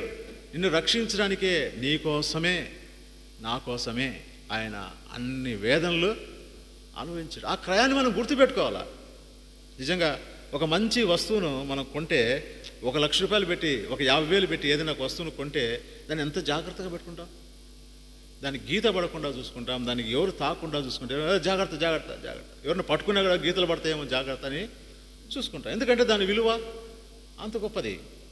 అయితే మనము పరిశుద్ధులుగా చేయబడినటువంటి దానికి చెల్లించబడినటువంటి క్రయధనం ఎంత గొప్పదంటే అంత విలువ కట్టలేనిది. అది అన్నిటికీ తీరక అట్లుండవలసినదే అంటాడు భక్తుడు. అంత విలువైనటువంటి క్రయం చెల్లించబడి పరిశుద్ధులుగా చేయబడ్డాం కనుక చాలా జాగ్రత్తగా ఈ పరిశుద్ధతను కాపాడుకోవాలి. మొట్టమొదటిగా ఆయన భయం కలిగి ఉండాలా. ఆయన మన కొరకే చెల్లించినటువంటి క్రయాన్ని మనం జ్ఞాపకము చేసుకోవాలి. ఇంకొక మాట కూడా చూద్దాం. కీర్తనలు 119వ కీర్తన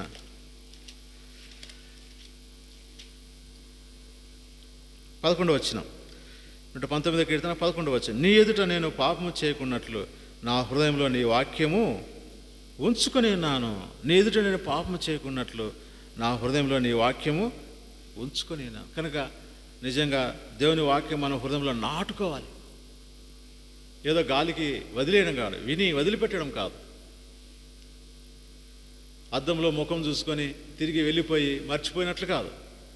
దేవుని వాక్యం అంతా మాట్లాడుతూ ఉన్నప్పుడు ఏ బలహీనత అయితే మనం హెచ్చరిస్తారో దేవుని వాక్యం, దాన్ని మనం తొలగించుకొని ఆ వాక్యాన్ని మన హృదయంలో నాటుకునే ద్వారా మనం బలం పొందుతాం. బలం పొంది ఈ యొక్క పాపాన్ని మనము అణిచివేయగలుగుతాం. కనుక మూడవదిగా మనము దేవుని వాక్యం ద్వారా మనం బలం పొందిన వారంగా ఉండాలి. బాగా వాక్యం చదవాలి. ఊరికే చదవడం కాదు. చాలామంది చదవమంటే ఏం చదువుతానంటే నేను ఈరోజు 10 అధ్యాయాలు చదివాను, 10 అధ్యాయాలు చదివాను అంటారు. మంచిదే, దేవుని వాక్యం చదవడం చాలా మంచిదే. అయితే ఏం చదివామంటే ఏం చదివామంటే ఏం తెలియదు. 5 అధ్యాయాలు చదివాను, 10 అధ్యాయాలు చదివాను, 20 అధ్యాయాలు చదివాను. చదువు మంచిదే, అయితే దాంట్లో కొంతైనా జ్ఞాపకం పెట్టుకోవాలి. మనం చదివిన భాగంలో ఒక వచనమైన జ్ఞాపకం పెట్టుకోవాలి. ప్రతిరోజు ఆ వాక్యం ద్వారా మనం నడిపించబడాలి. కేవలం ఒక వచనమైన జ్ఞాపకం పెట్టుకొని నువ్వు ఎంతైనా చదువు, ఆ చదివిన కంటెంట్ మనం జ్ఞాపకం పెట్టుకోవాలి. అంతేకాక దాంట్లో ఒక వచనం, ఒక వాగ్దానం, ఒక హెచ్చరిక ఏదో ఒకటి మన హృదయంలో పెట్టుకొని ఆ దినమంతా ఆ వాక్యం చేత మనం నడిపించబడుతూ వచ్చినప్పుడు దేవునితో సహవాసం కలిగి ఉంటాం. మనం పాపం చేయం, పక్కకు పోము. మనం చదివిన భాగంలో కనీసం ఒక హెచ్చరిక ఉంటుంది, లేదా ఒక వాగ్దానం ఉంటుంది. వాటిని మనం జ్ఞాపకం పెట్టుకొని ఆ దినమంతా ఆ వాక్యంతో నడిపించబడుతూ ఉన్నప్పుడు నిత్యము ఆయన సన్నిధి మనతో కూడా ఉంటుంది. సరే, అది మూడవదిగా. నాలుగవదిగా నిర్గమకాండం 23వ అధ్యాయం 33వ వచనం. వారు నీ చేత నాకు విరోధముగా పాపము చేయింపకున్నట్లు వారు నీ దేశంలో నివసింపకూడదు. వారు నీ చేత నాకు విరోధముగా పాపము చేయించకున్నట్లు. కానీ కొందరితో మనము అక్కడ ఈ 32వ వచనంలో నీవు వారితోనైనా వారి దేవతలతోనైనా నిబంధన చేసుకొనకూడదు. నీవు వారి దేవతలను సేవించినట్లా అది నీకు ఉరియగను గనుక వారు నీ చేత నాకు విరోధముగా పాపం చేస్తారు. జాగ్రత్త.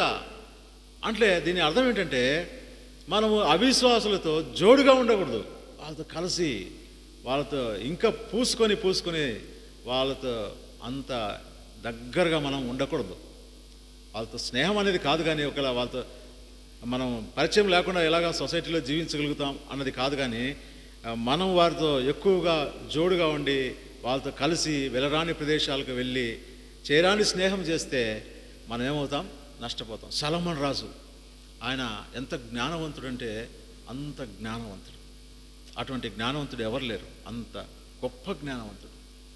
అయితే ఏమైపోయాడంటే అన్య స్త్రీలను వివాహం చేసుకొని వారి పద్ధతులకు లేదా వారికి లొంగిపోయి తాను చిట్ట చివరి దశలో దేవుడు హెచ్చరించినప్పటికీ, దేవుడు 2 మార్లు ఆయనతో మాట్లాడినప్పటికీ కూడా మరి తిరిగి తన భార్యల వెంట వెళ్ళినట్లుగా మనం లేఖనంలో చూడగలుగుతాం. కారణం ఏమిటి చూడండి. అటువంటి వారితో మనం స్నేహం చేయడం ద్వారా ఎంత నష్టమో. ఇతని వలన నా యొక్క ఆత్మీయ జీవితానికి నష్టం ఉంది అంటే అది ఎంత స్నేహమైనా ఎంత ఇదైనా కూడా మనం దాన్ని త్యజించవద్దు, దాని దగ్గర రానియకూడదు, దూరంగా ఉండాలి. నా ఆత్మీయ జీవితానికి ఫలాని వ్యక్తి వల్ల లేదా ఫలాని విషయం వల్ల ఫలాని దాని వల్ల నాకు నష్టం ఉంది అని నీ హృదయం నీకు బోధించినప్పుడు, నీలో ఉన్న ఆత్మదేవుడు నీకు బోధిస్తూ వచ్చినప్పుడు దాని నుంచి మనం దూరం అవడమే చాలా మంచిది. అలా కూడా మన పరిశుద్ధతను మనము కాపాడుకోవచ్చు. ఇంకొక మాట కూడా చూద్దాం. హెబ్రీ పత్రిక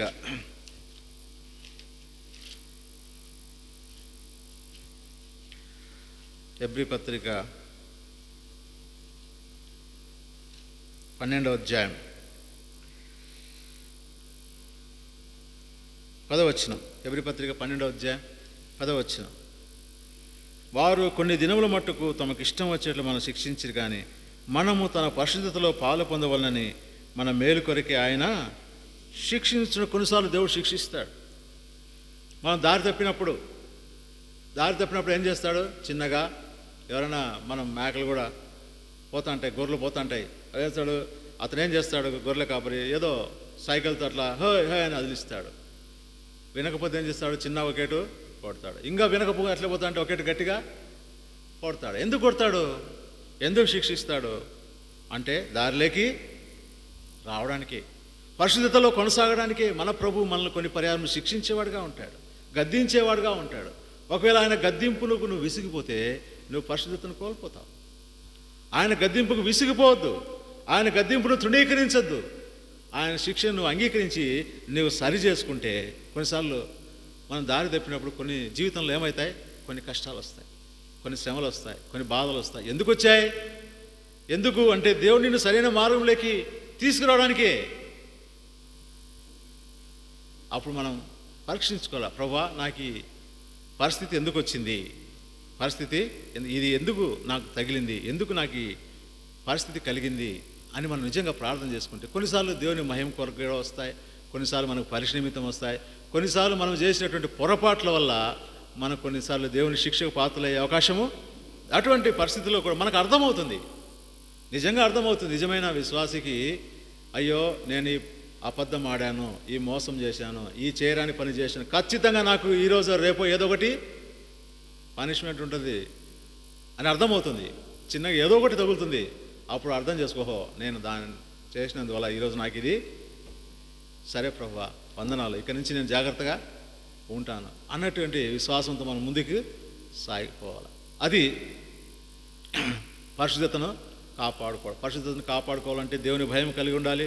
ఆయన మన కొరకే చెల్లించిన క్రయాన్ని ఎల్లప్పుడూ మనం జ్ఞాపకం ఉంచుకోవాలి. ఆయన వాక్యాన్ని మన హృదయంలో నాటుకోవాలి. అంతేకాదు మనకు ఏదైతే పరిశుద్ధత నుంచి మనం తప్పించేది ఉందో దాని నుంచి మనకు దూరంగా ఉండాలి. అంతేకాదు అప్పుడప్పుడు దేవుడు అనుగ్రహించే ఆ శిక్షలు లేదా గద్దింపును మనం స్వీకరించి మన జీవితాన్ని పరీక్షించుకొని సరిచేసుకొని మనం ఆయన మార్గంలో వెళ్తున్నప్పుడు మనం పరిశుద్ధతను కాపాడుకుంటాం. అందుకే ప్రభు అన్నాడు కదా, మొదటి యోహాను పత్రిక 1వ అధ్యాయంలో 7వ వచనంలో, అయితే ఆయన వెలుగులో ఉన్న ప్రకారం మనమును వెలుగులో నడిచిన ఎడల మనము అన్యోన్య సహవాసం గలవారమైందుము, అప్పుడు ఆయన కుమారుడైన యేసు రక్తం ప్రతి పాపం నుండి మనల్ని పవిత్రులుగా చేయను. కనుక మనం పరిశుద్ధత కలిగి ఉండాలంటే ఆయన వెలుగులో ఉన్న ప్రకారం మనం కూడా వెలుగులో నడవాలి. ఆయన పరిశుద్ధుడై ఉన్న ప్రకారం మనం కూడా పరిశుద్ధతను కలిగి ఉండాలి. అప్పుడు మనం పవిత్రంగా ఉండగలుగుతాం. ఇక ఆయన మన కొరకే అనుగ్రహించే ఆ స్వాస్థ్యాన్ని కూడా మనము స్వతంత్రించుకుంటాం. చూడండి, మనం చదువుకున్నటువంటి ఈ భాగంలో మొట్టమొదటిగా ఇక్కడ ప్రజలు పరిశుద్ధతను పొందాల్సి వచ్చింది, దేవుని చూడడానికి, ఆయన స్వరము వినడానికి. రెండవదిగా ఈ ప్రజలు ఒక భయంకరమైనటువంటి పాపం చేశారు. కొండ మీదికి వెళ్ళాడు, అక్కడ కొండ మీద మోషే భక్తుడు ఉన్నాడు. కొండ శిఖరానికి వెళ్ళాడు, అక్కడ దేవుడు ఆయనకు ఈ ప్రజలు కొరకైన నిబంధన లేదా ఆజ్ఞలు అన్నీ తయారు చేస్తున్నాడు. తన చేతి వేలుతో ఆ పలకల మీద రాస్తున్నాడు, మోషేతో మాట్లాడుతున్నాడు. 40 రోజులు అక్కడ ఉండాల్సి వచ్చింది, 40 పగలు 40 రాత్రులు అక్కడ ఉండాల్సి వచ్చింది. కింద ప్రజలు ఏం చేస్తున్నారంటే చూడండి, నిర్గమాకాండం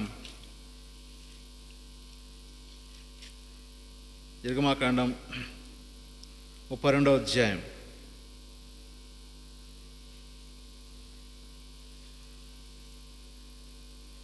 7వ వచనం, కాగా యెహోవా మోషేతో ఇట్లా నేను, నీవు దిగి వెళ్ళుము, ఐగుప్తు దేశం నుండి నీవు రప్పించిన నీ ప్రజలు చెడిపోయిరి. నేను వారికి నియమించిన త్రోవ నుండి త్వరగా తొలగిపోయి తమ కొరకు పోత దూడను చేసుకొని దానికి సాగిలపడి బలి అర్పించి, ఓయి ఇశ్రాయేలు, ఐగుప్తు దేశం నుండి నిన్ను రప్పించిన నీ దేవుడు ఇదే అని చెప్పుకొనిరా. నేను మరి యెహోవా ఇట్లా నేను ఈ ప్రజలను చూచి ఉన్నాను, ఇదిగో వారు లోబడనొల్లని. ఇప్పుడు దేవుని కోపం వచ్చింది.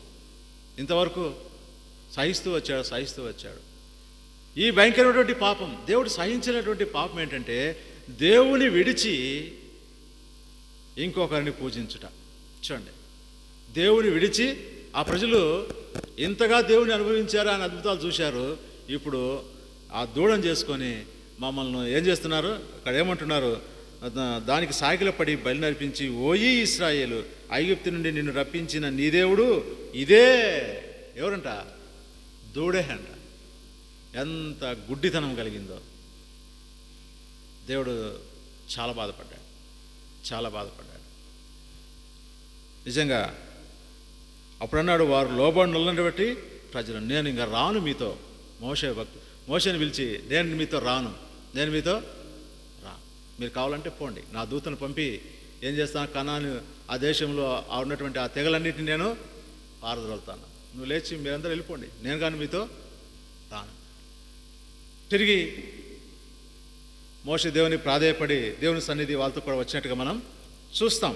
కనుక ఇక మనకు సమయం లేదు. కనుక ఈ గొప్ప పాపం ఏమిటంటే దేవుని విడిచి ఇతరులని అనుసరించుట. ఇతర దేవతలు, ఒకేలా వాళ్ళు ఇతర దేవతను పూజించారు. కనుక అదైతే అటువంటి విగ్రహాలు ఎన్నో, నిజంగా మన జీవితాన్ని పరీక్షించుకుంటే దేవునికి కానటువంటి, దేవునికి విరోధమైనటువంటి విగ్రహాలు ఎన్నో ఉంటాయి.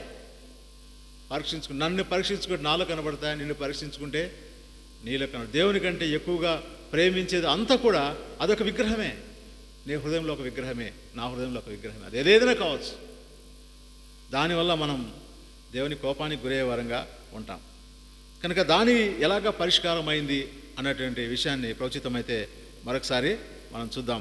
కనుక ప్రాముఖ్యమైనటువంటి విషయం ఏమిటంటే, దేవుని చూడాలంటే, దేవునితో సహవాసం కలిగి ఉండాలంటే, దేవునితో మాట్లాడాలంటే పరిశుద్ధత అనేది చాలా అవసరం. ఆనాడు ప్రజలు తమ బట్టలు ఉతుక్కొని, వస్త్రాలు ఉతుక్కొని, తమ స్త్రీలకు దూరంగా ఉండి పరిశుద్ధతను పొందారు. అట్లా కాదు. కానీ ఈనాడు నీవు నేను పరిశుద్ధతను పొందాలంటే మనం ఏం చేయాలో, ఆయన రక్తమే మనకు పరిశుద్ధత అనుగ్రహిస్తుందని మనం ఆ విషయాల గురించి మనం తెలుసుకున్నాం. కనుక చివరి దినాల్లో ఉన్నాం, అంచె దినాల్లో ఉన్నాం.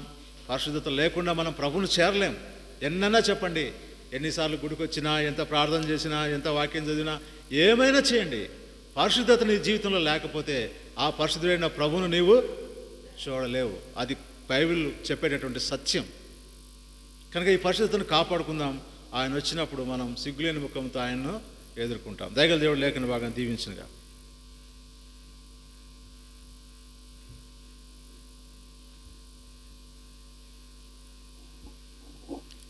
ముఖ్య ప్రకటన గమనించండి. రేపు మనకు మొన్నాడు శుక్రవారము హాఫ్ నైట్ ప్రేయర్ ఉంటుంది. 8 గంటలకు కూడిక ప్రారంభిస్తాం. 8 నుంచి 12 గంటల వరకు ఖచ్చితంగా, 12కు క్లోజ్ చేస్తాం. కనుక ప్రార్థన చేసే వాళ్ళందరూ కూడా రండి. ఎంత మంచి సమయం. అనేకుల కొరకు మనం భారముతో ప్రార్థన చేస్తాం. ప్రేమ కలిగిన మా పరలోక తండ్రి, ఇంతవరకు నీ దాసుని మరుపరిచి మీరు ఇచ్చిన లేఖన వాళ్ళని బట్టి వందనాలు. నిర్గమాకాండం